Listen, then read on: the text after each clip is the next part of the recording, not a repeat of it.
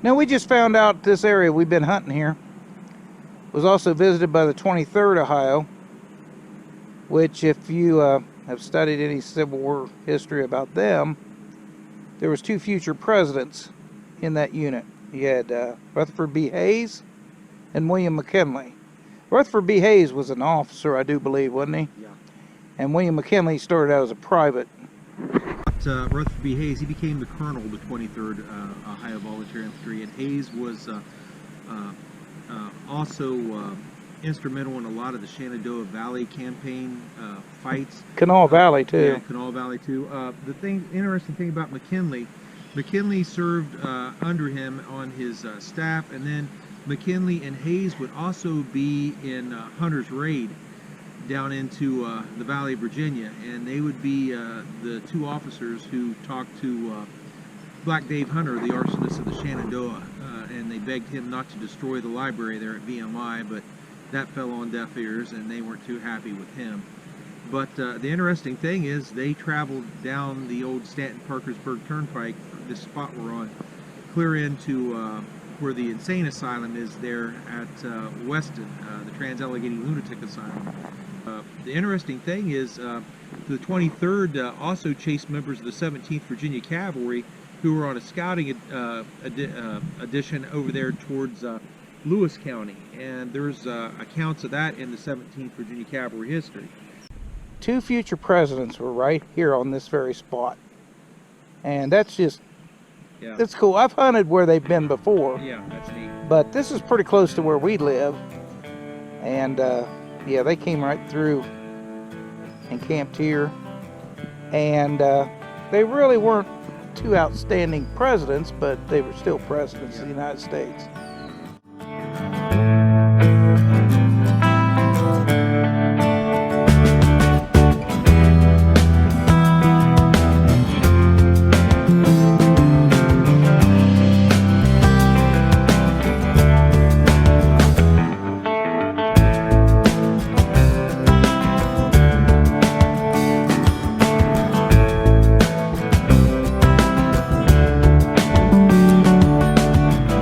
Okay, in this hole, I just pulled out a drop-in field.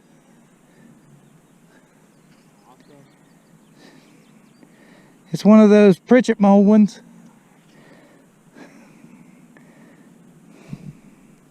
Oh, I love them. Okay. I got a piece of brass. I don't know what it is. We're going to pull it out together. It's elongated. It almost looks like a link. Possibly. Oh, great. Awesome. Check this out. It's a backpack hook. It's a J. All right. A J with the head on it, man. That's awesome. All right. I found that about maybe a foot away from that little bullet that I just dug. That's a nice piece. Brian just found an iron button here. Check this out. It's round. It's iron. Not a washer. It's definitely got, looks like it got a shank on it. Guess that's what it appears to be. I'll have to clean it up and find out. Now I'll put a picture in the video. All right, sounds good. Deep it is. There may be more than one. I just found this. It looks like a flat button, as you can see. Yeah, I think it's a flat button. Let's find out. Yep, that's what it is. Shank's still on it too, just squished. Yep, well, I can read it. Let's see what it says.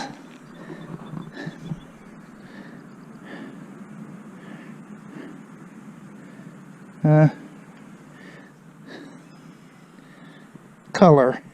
I can see that part, I think. That's cool. Looks like it's been painted or plated. That's cool. And I found this really wild looking piece of iron here that has been blacksmith forged, and it's all wrapped up together. It's been melded together. I don't know what it was from. It's just a piece of raw iron probably. I've got a bunch of these little square cut nails that came out of here. Part of a crock. And then what I think is really neat, and unfortunately it's not all there, is this piece of probably a teapot, because it's got this heavy angle on it. But there's part of a willow tree right there. There's the leaves coming down off the trunk of the tree. There's where it's truncated and the limbs coming off.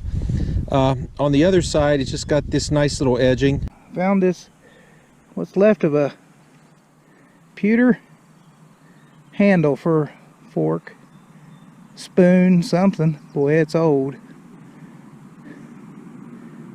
Alrighty. That large set was right there. Now I got something here. I don't know what it is. You can see it. I'm guessing a flat button or what's left of an eagle. Let's find out. It's some kind of weird button. I don't know if it's got writing on it or not. I found these before in camps.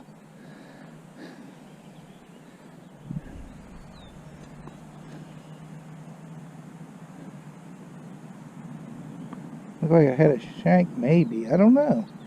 Well, I'll take it anyway. Alright. This hole found what's left of a knife. Like a butter knife, or it's still got some of the wood or bone on it. That's pretty cool. That's probably Civil War period. Down about 6-7 inches. I got something right there. It's brass. I don't know what it is. Probably a flat button. You can see the shape of it there. See it? Okay, here we go. Let's see what she is. It is a flat button. Okay. Shank's broke. Plain one. That's cool. This place is just loaded with these. There's old flat button down there hunting for some flat buttons. Well, I found one right here. This place is just loaded with these things. There's another one. Nothing on the front that I can tell. Just a flat button. Clean it up and see what marks on it. I think that's a knife. I'm not for sure. The tip's broken off, but if it is a shaver, it's got an exceedingly long handle on it. I'll show Brian here and see what he thinks here in a couple minutes. If it was a knife, it was a very short, blunt nose one. Here's Brian, and he said he believes it's a knife because look at that back section of the tang there and stuff. But the tips were broken off. Most butter knives and stuff back then had wide tangs. That's a narrow one. Yeah. Maybe that was a meat cutting knife. Could have been some kind of, like you said, a shaver. Yeah. It's, I don't know. For an iron item, it's not a bad find, I guess. Heck no. All right. So what did you find? Let's see here. Some lead, 2 pieces of lead, and a pistol ball that was like pulled. And that's it. Yeah, it's slim pickings in some of these areas. All right, Brian says he's ready to do some more hunting. Well, look here what tipped out. I'm not quite for sure. I think it's a button, but I'm gonna have to be real careful with it because I don't want it to fall apart like that other one did. Is it green? Oh boy, is it green. I can't tell if it's 2-part or 1-part, but I'm gonna be really careful here cracking it. There's the shank. It's got a rim around it on the back side, and that kind of reminds me of a 2-piece. So I'm going to be really careful picking this up.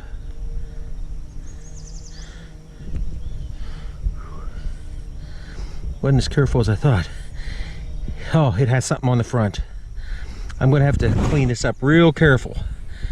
So it almost looks like a fleur-de-lis, like a French button almost, or something. It's got a lot of checkering in it. I'm going to bring it up just a little bit closer here so you can see it, and hopefully it won't distort very much. But it's a real nice little flower button there. And the back side, I saw an NSCO. So I think it's a D. Evans and Company. They were from out of Richmond. But that might not be what it is, but I'm going to try to clean it up and look at it better when I get home. D. Evans is a Yankee button. It is a Yankee button? I thought they had a company down in Richmond too. Okay. Farmers are here raking it into rows. We're getting ready to bale it here into these big giant white bags. So they're doing a heck of a job. They came over there and turned this stuff earlier. And he's slowly getting ready to come in and go behind it. But during the Civil War, we found that whole bank down in there had been covered with soldiers. They didn't lose a whole lot, but this field's been plowed in the past 155 years, so God only knows how deep some of this stuff is. It's in this piece right here. All right. Let's slowly, whatever it is, it looks like it must be kind of small.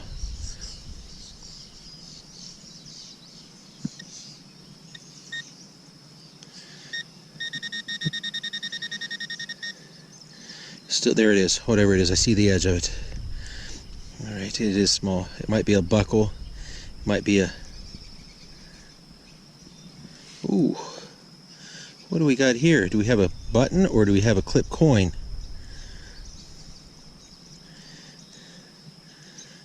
That signal that I dug was this.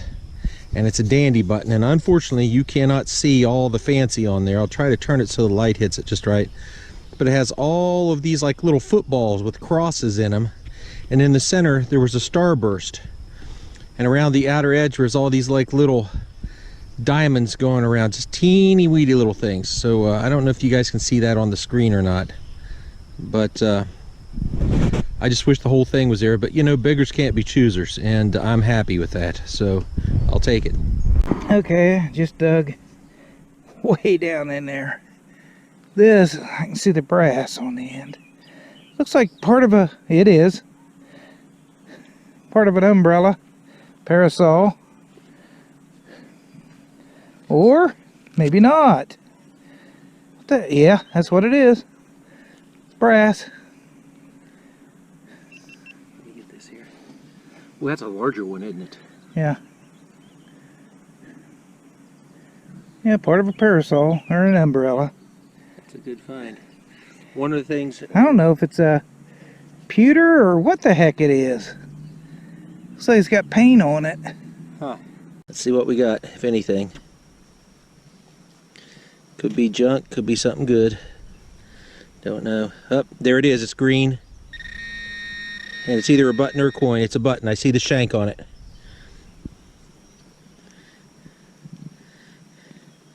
Yeah, it's a button. Real green on the front. Okay, this hole found that button looking thing. Could be the back of an eagle button or something. Let's find out.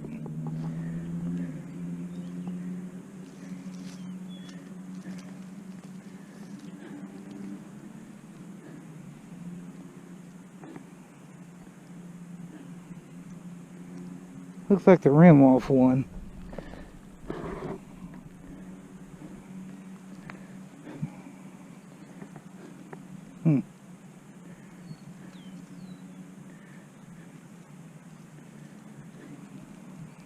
Oops. Yeah, that's a rim off a button of some kind. That's what it looks like. Or a ring. I think it could be a ring, but I'm not sure.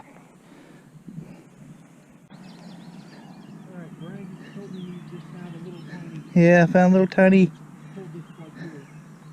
concave flat button. I can see the shank. I'll clean up, see what's on it. It's just a little thing.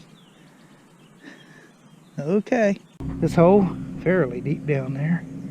I got it, looks like a button. I'd say it's a button. I don't think it's a coin. Yeah, it's definitely got to be a button.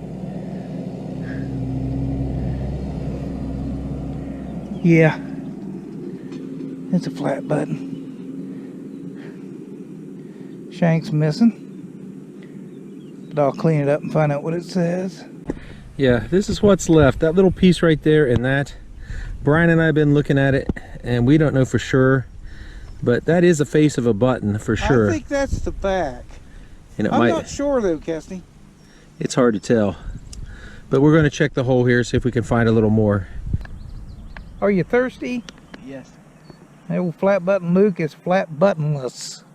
You gotta find something there, buddy. First time you've been out in a while detecting. It's cause girls. And this hole, another flatty. No shank, but it's got some writing. I'll have to look and see. Alrighty. Cassidy found a Fire 58. And right here I just found one. That deep.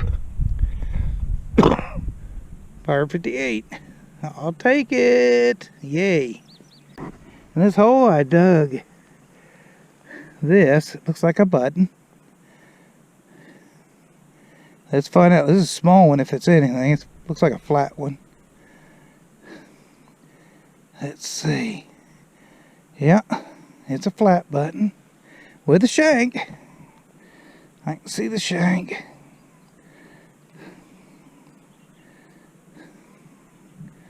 Oh yeah.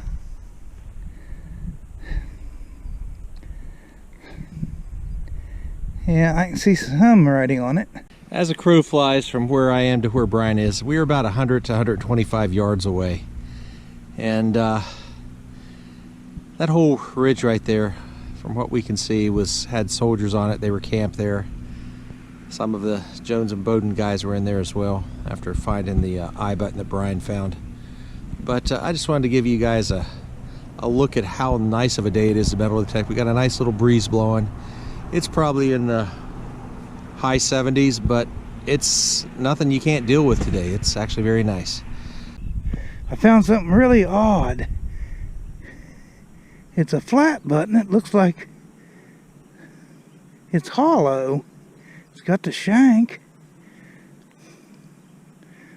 But I've never seen one like that. It's like a stamped brass. I wonder if it had a face. I don't see anything on it right as of now. I don't know. It looks like there's something on it. Okay, I'll have to clean up later and see. Alright, that's a weird one. Found this odd little piece of brass. Kind of weird looking.